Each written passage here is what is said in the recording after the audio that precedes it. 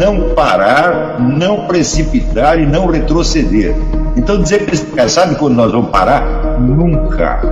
Nunca na sua porca vida. E aí, pessoal do canal, tranquilo? Então, antes do vídeo, quero pedir a vocês para apoiar o nosso canal, seja membro, participe do apoio, vaquinha ou de qualquer outra forma. A gente também deixa o Pix aí para vocês ajudarem o nosso canal.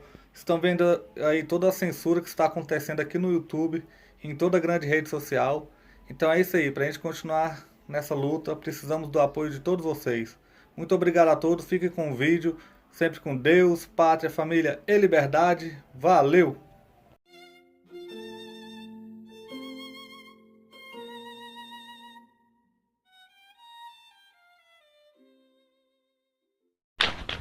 Então, a palavra foi inventada por Napoleão, que se referia com ela, pejorativamente, aos teóricos da política do seu tempo, les ideologues, e se referia particularmente a um filósofo chamado Royer Collard, aliás, um sujeito de grande profundidade, mas que naquele contexto parecia merecer o desprezo de Napoleão.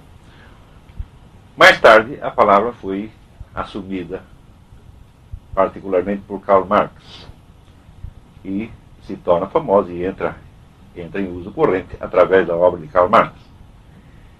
Em Marx, ela tem um sentido dúbio. Em primeiro lugar, por um lado, ela significa um vestido de ideias, em alemão Ideenkleid. Ideenkleid representa um véu de ideias em torno ou em volta de forças e interesses. Em suma, um véu de ideias com que se justificam determinados desejos. Então, se determinados grupos sociais, determinadas correntes sociais têm certos objetivos, desejam alcançar alguma coisa, elas reinterpretam o mundo de modo a provar que esta coisa deve ser alcançada por eles tal como o desejam. Então, ideologia, nesse contexto, seria uma falsa interpretação do mundo, que parte não de uma descrição objetiva da realidade, mas que parte de um desejo, de um objetivo premeditado. Porém, a mesma palavra tem um segundo sentido, ainda em Karl Marx. Para entender esse segundo sentido, precisamos ver que, para Karl Marx, o motor fundamental do acontecer histórico é o que ele chama a luta de classes, ou seja, em última análise, um confronto de interesses. Karl Marx reconhece basicamente 4 formações sociais básicas, 4 estruturas sociais básicas que ele chama comunidade primitiva, o feudalismo, o capitalismo e o socialismo, que iriam se sucedendo nesta ordem, e o movimento seria causado pela interferência regular e cíclica de um entrechoque de forças no seguinte sentido: cada uma dessas estruturas sociais, ela cria um sistema de produção para a subsistência da espécie humana, e esse sistema, por sua vez, alimenta o crescimento de determinadas forças produtivas. Na medida que essas forças produtivas crescem, chega um dia onde elas entram em choque com a própria estrutura que as gerou. É como se essa estrutura não comportasse mais as forças que ela mesma produziu. Isso aí provoca, então, uma ruptura e há uma substituição do quadro social como um todo. Ora, se este é o movimento efetivo da história, então cada uma das classes que vão se sucedendo no domínio da sociedade, naturalmente tem a sua ideologia, e esta ideologia poderá ser considerada falsa ou verdadeira, conforme ela corresponda ou não ao estado presente do jogo entre as forças produtivas e a estrutura de produção. De modo que a palavra ideologia pode, de um lado, significar o vestir de ideias, tá certo? E, por outro lado, pode significar uma descrição objetiva da realidade, conforme o momento. De modo que a mesma ideologia, ela seria um vestir de ideias, uma falsidade, um véu, em certos momentos, mas numa outra fase da história, poderia ser aceita como uma descrição objetiva da realidade. Mais ainda, Karl Marx acredita que, de todas as classes que vão dominando a sociedade, a última, que é o proletariado, ela culmina este processo, e por culminar o processo, ela é a única que tem a visão da história como um todo. Ao passo que as classes anteriores, que dominaram as suas épocas, só têm uma visão parcial e condicionada ao seu tempo e aos seus interesses. De modo que Karl Marx via no proletariado o próprio portador do conhecimento universal e objetivo. Então, a ideologia do proletariado representaria, para Karl Marx, a própria visão objetiva da realidade, não por não ser uma ideologia, não por não ser um vestido de ideias em torno de interesses, mas porque os interesses do proletariado coincidiriam com os interesses da verdade objetiva. Isso tudo segundo Karl Marx, não é eu que estou dizendo isso, né? Muito bem, a partir desta acepção dada ao termo por Karl Marx, esta palavra é assumida dentro da esfera das ciências humanas e é usada e abusada até hoje. Em primeiro lugar, a partir da acepção que Karl Marx lhe deu, se torna cada vez mais difícil você discernir numa ideia qual é o seu elemento ideológico e qual seria o seu elemento científico. Porque no próprio Karl Marx, esses dois aspectos, eles se fundem, e ora se identificam, e ora se repelem, conforme o momento histórico. De modo que Karl Marx tanto podia usar a palavra ideologia num sentido pejorativo, exatamente como Napoleão, como no sentido de se referir à concepção do proletariado, dotada, segundo ele, de uma validade universal. Estão acompanhando isso aqui? Se houver qualquer dúvida, vocês parem.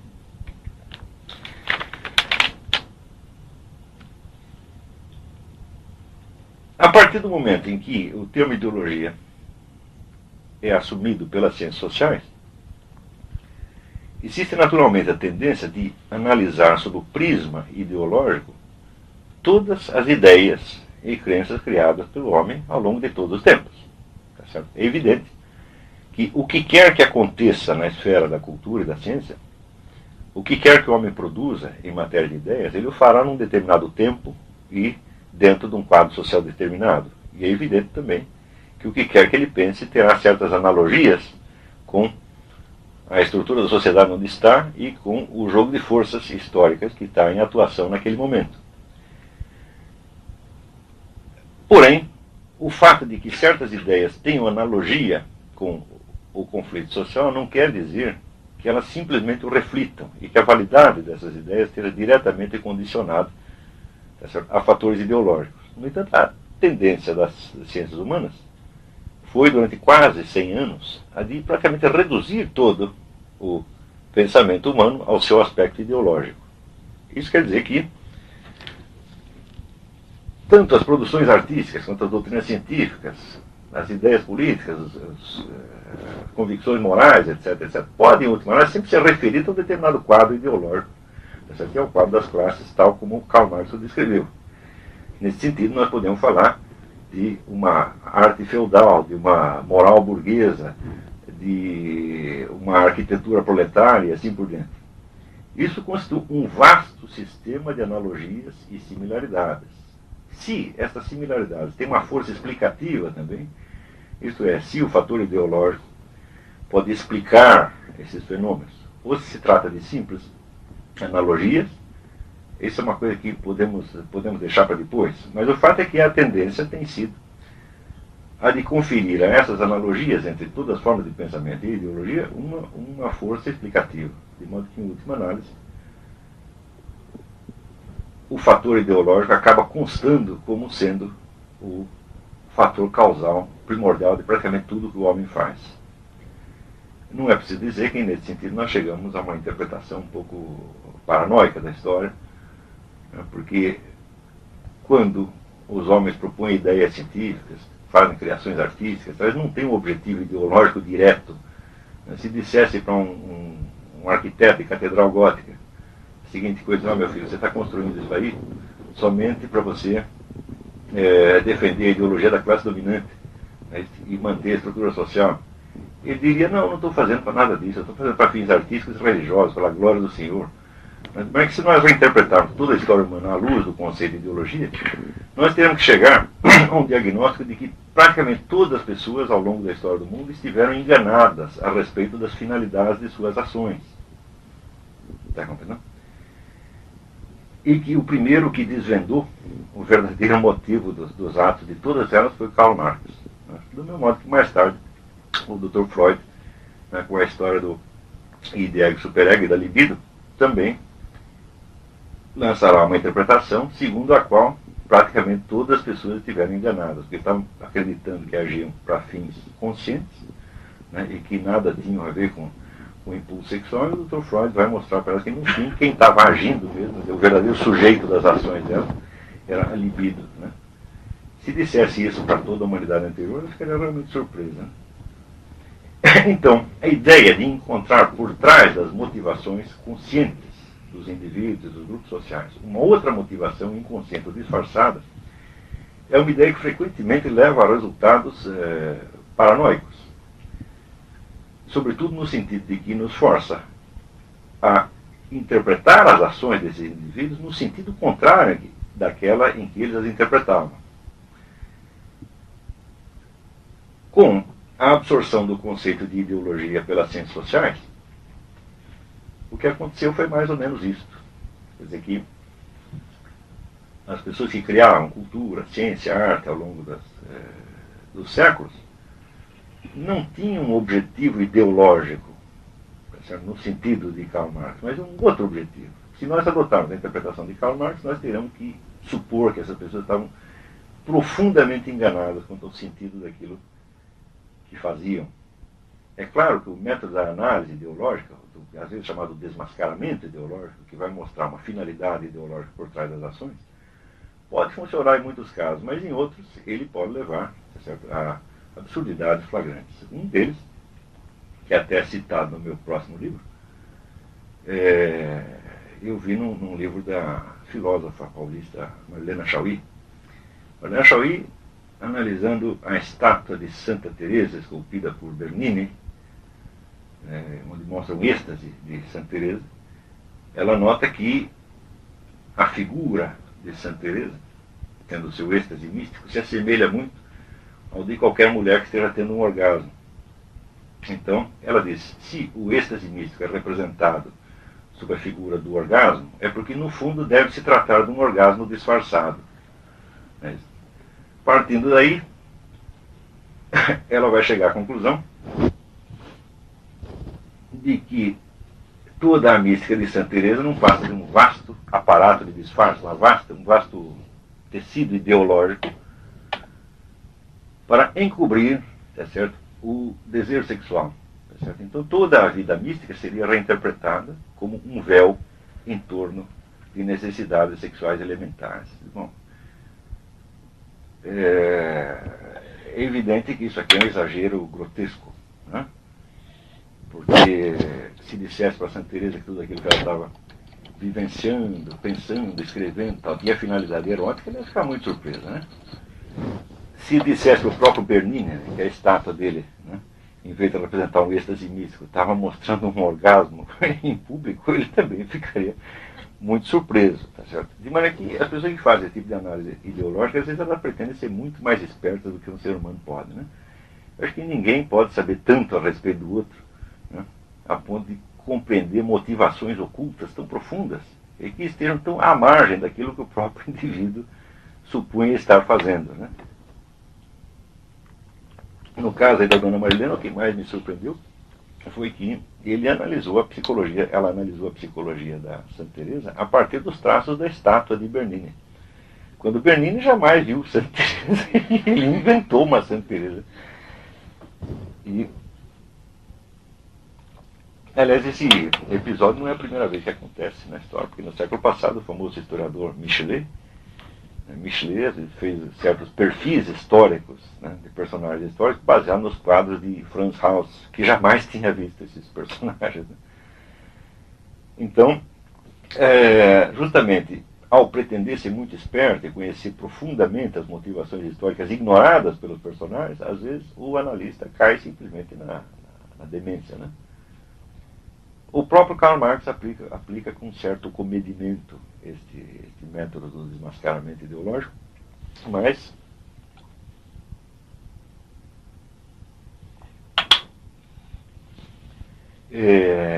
infelizmente o mesmo não se pode dizer da quase totalidade dos analistas marxistas, né? Quando mais tarde se juntou o marxismo e a psicanálise, então vocês imaginam até onde pode ter ido o exagero desse desmascaramento, né? Então, quando nós lemos autores como, sobretudo o pessoal da escola de Frankfurt, você vê que a conjunção da análise marxista, do desmascaramento ideológico com o desmascaramento psicanalítico, leva de fato a um retrato no qual nós temos que supor que toda a humanidade, inclusive nós mesmos, não temos a menor ideia do que estamos fazendo. E que somente examinados à luz de Karl Marx e do Dr. Freud é que eles nos dirão o que nós estamos querendo, afinal de contas. Esse tipo de exagero ele contaminou praticamente todas as ciências sociais durante muito tempo. É claro que não há nenhum sociólogo no mundo que subscreva a ideia de que a ideologia é o único motor das ações humanas.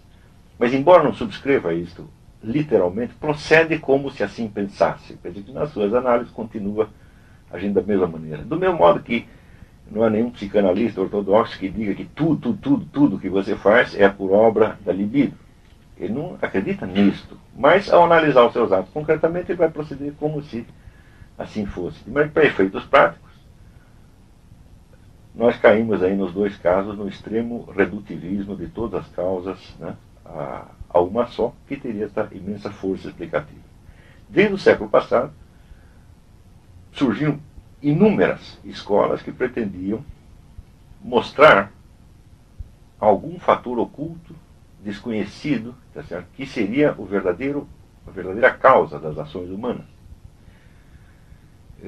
Nós podemos assinalar também a própria escola de Jung, tá certo? Que não deixa de cair nesse mesmo redutivismo, na medida onde nos mostra que as nossas ações não passam da repetição de certos arquétipos primordiais. Tá certo? Então, esses arquétipos permanecem totalmente desconhecidos na nossa ação. Eu pelo menos não pretendo no meu cotidiano estar agindo assim assado por causa desse ou daquele arquétipo. Mas depois a análise junguiana me mostra que eu repeti igualzinho, né, aquele arquétipo milenar que aparece na mitologia. De modo que é como se a história toda já estivesse contada de algum modo. Tá certo? E somente o próprio personagem, a gente, é que a desconhece. Tá certo? Então, nós agimos de acordo com as nossas finalidades pessoais e nós explicamos as nossas ações pelos nossos motivos. Depois chega o analista, né, ideológico e diz que nós agimos assim, o assado, em função dos interesses da classe a que pertencemos. E chega um analista psicanalítico e diz que agimos assim, em função da libido, e o junguiano diz que agimos assim, o assado, em função dos arquétipos e assim por diante. Mais modernamente, alguns autores propuseram que as próprias regras da gramática, elas determinam mais ou menos por si mesmas as frases que nós vamos proferir. Tá certo? Então, eu acredito que eu estou falando o que eu quero, mas na verdade a gramática já decidiu de antemão o que eu vou falar. Então, a gente não sabe mais se é governado pela gramática, pela libido, pela ideologia ou pelos arquétipos. Tem tanta gente mandando que a gente não compreende mais o que está fazendo. É claro que isso aí forma, a meu ver, tá certo, um imenso rol de misérias das ciências humanas nos últimos 100 anos, as quais, expostas com uma certa simplicidade, às vezes se mostram de uma grosseria absolutamente caricatural, né? Sobretudo neste intuito de revelar o fator oculto. Quer dizer, é como se, depois de milênios de história, chegasse um sujeito, né, e dissesse: olha, finalmente eu vou revelar o segredo das suas ações. Né? Quer dizer, a regra oculta do jogo que você esteve jogando durante esse tempo todo. Né? Muito bem.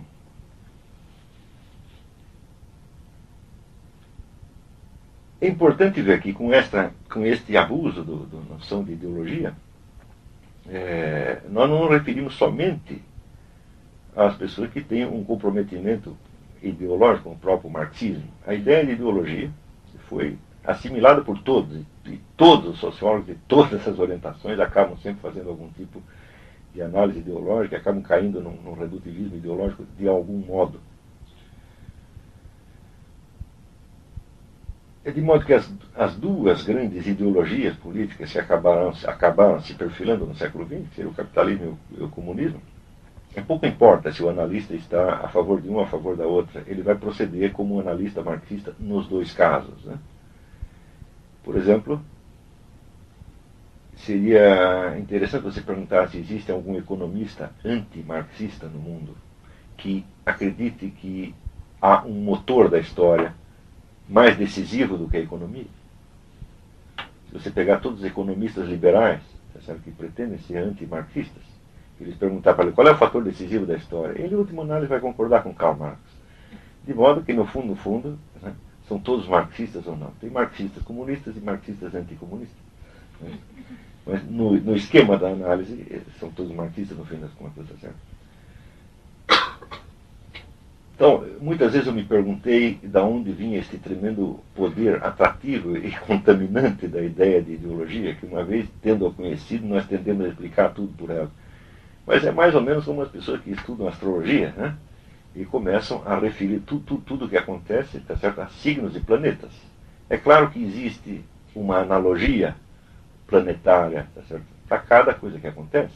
Por exemplo, nós sabemos que este microfone é uraniano, né? E esta pedra é saturnina, e assim por diante. As analogias não param, né? Papel é mercurino, e assim por diante.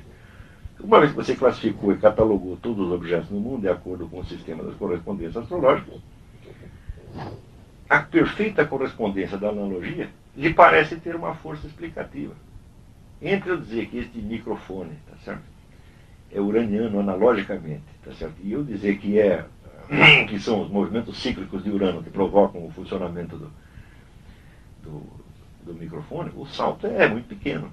Tá? Então, quer dizer que entre a correspondência analógica e estrutural e a explicação causal, a passagem, tá certo, é muito tentadora. Tá certo? Então, eu explico a força, né, atrativa de esquemas como marxismo, psicanálise, a própria astrologia, pela perfeição dos sistemas analógicos. É claro que, se nós pegamos, por exemplo, as 4 formações sociais básicas reconhecidas pelo marxismo, nós encontraremos analogias entre tudo o que o homem criou em cada uma dessas épocas e a estrutura da economia da época. Assim como encontraremos analogias com o sistema planetário ou com as transformações da libido e assim por diante. Tá certo? De modo que o abuso das analogias, como se tivessem força explicativa, pode ser tomado como regra geral de quase tudo que as ciências humanas vêm produzindo nos últimos 100 anos. Quase tudo. É claro que tem muita gente que está perfeitamente consciente desta distorção. Estão acompanhando o que eu estou falando ou está obscuro em algum ponto? Muito bem. Mas o conceito de ideologia, evidentemente, não tem só esta existência científica que eu estou falando, ele tem uma existência política também. Tá certo? E, à medida que as duas grandes ideologias foram sendo elaboradas e externalizadas, cada uma delas tendeu a produzir um certo estilo de arte, um certo estilo de pensamento moral, um certo estilo de pensamento científico e assim por diante. Ou seja, na mesma medida em que a ideologia é adotada como força explicativa, tá certo? Ela passa a ser uma força causal, uma espécie de profecia autorrealizável. Se eu acredito que aquilo que move a história, tá certo, é a luta de classes, tá certo? Então, naturalmente, tudo que eu vou pensar vai estar, de certo modo, moldado por essa ideia.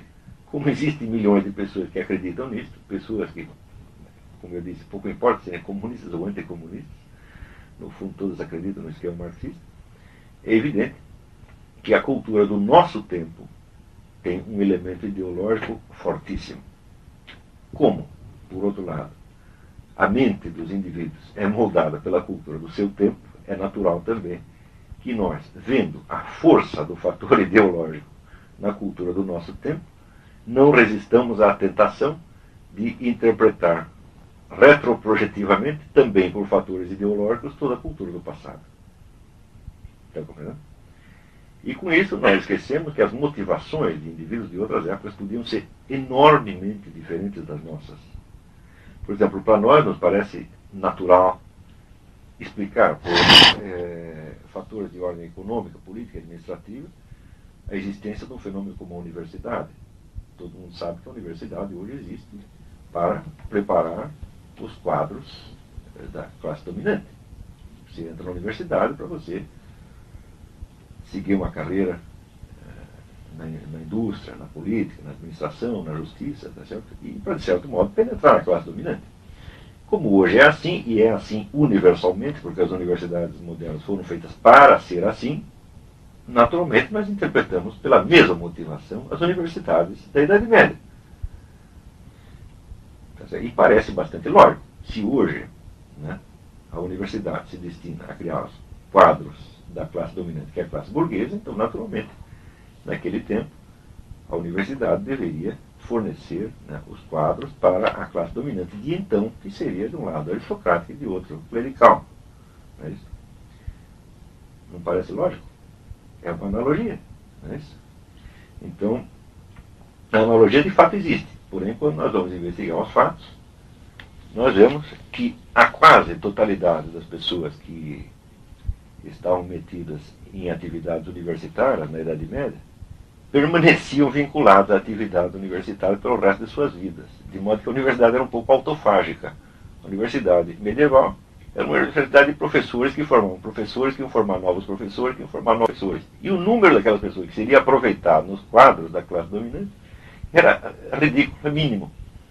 Quase ninguém saía da atividade universitária para ocupar algum cargo importante em alguma coisa que fosse. A universidade tendia a ter uma vida autônoma sobre todos os aspectos. Ora, este fato, visto por quem está acostumado a explicar as coisas pelo fator ideológico, parece muito esquisito.